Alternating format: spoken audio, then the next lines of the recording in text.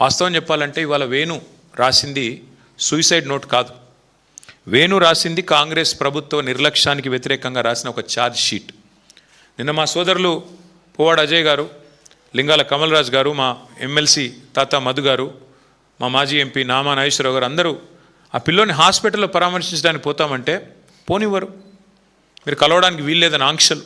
అయినా మా వాళ్ళ ఆంక్షల్ని ఛేదించుకొని పోయి ఆ పిల్లోడికి ధైర్యం చెప్పి ఏమీ కాదు మేమందరం ఉన్నాం మీకని చెప్పి ధైర్యం చెప్పి వచ్చారు. ఇవాళ వాస్తవం ఏంటి అంటే అశోక్ నగర్ నడి రోడ్లో రాహుల్ గాంధీ ఇచ్చిన మాటకి దిక్కులేదు. 2 లక్షల ఉద్యోగాలు మొదటి సంవత్సరంలోనే ఇస్తాం అని చెప్పిన రాహుల్ గాంధీ నేను అడుగుతా ఉన్నా ఈరోజు ఇక్కడ పిల్లలు ఆత్మహత్య యత్నానికి పాల్పడుతుంటే మీరు ఎక్కడ ఉన్నారు రాహుల్ గాంధీ అని అడుగుతా ఉన్నా. ఎందుకు రారు మీరు హైదరాబాద్కి? ఎందుకు రారు? మీరు ఇక్కడ నామినేట్ చేసిన ముఖ్యమంత్రి, మీ కాంగ్రెస్ పార్టీ నామినేట్ చేసిన ముఖ్యమంత్రి ఎండ్రిన్ దాగి చావండి అంటుంటే ఎందుకు మీరు ఉలకరు పలకరు? నేను నిన్న అడిగాను రాహుల్ గాంధీ గారిని, అయ్యా మీ ముఖ్యమంత్రి అడ్డగోలుగా మాట్లాడుతున్నాడు, ఎండ్రిన్ దాగి చావమంటాడు పోలీస్ అభ్యర్థుల్ని, మరి క్రిమినల్ వేస్ట్ అంటున్నాడు ఇంజనీరింగ్ విద్యార్థుల్ని, ఇది పద్ధతేనా?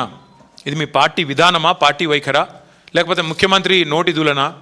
ఏంది ఇది చెప్పు అంటే ఆయన ఎక్కడెక్కడో రాజ్యాంగం పట్టుకుని తిరుగుతాడు తప్ప ఇక్కడ మాత్రం కనబడాడు. ఎక్కడైతే గవర్నమెంట్ ఉందో అక్కడ రాహుల్ గాంధీ ఉండడు, ఎక్కడైతే గవర్నమెంట్ లేదో బాధ్యత లేకుండా ఇష్టం వచ్చినట్టు మాట్లాడతాడు. మళ్ళీ ఎక్కడ పడితే అక్కడ సొల్లు మాటలు చెప్పి అడ్డమైన హామీలు ఇచ్చి మళ్ళీ అక్కడ ప్రజల్ని మభ్యపెట్టే ప్రయత్నం.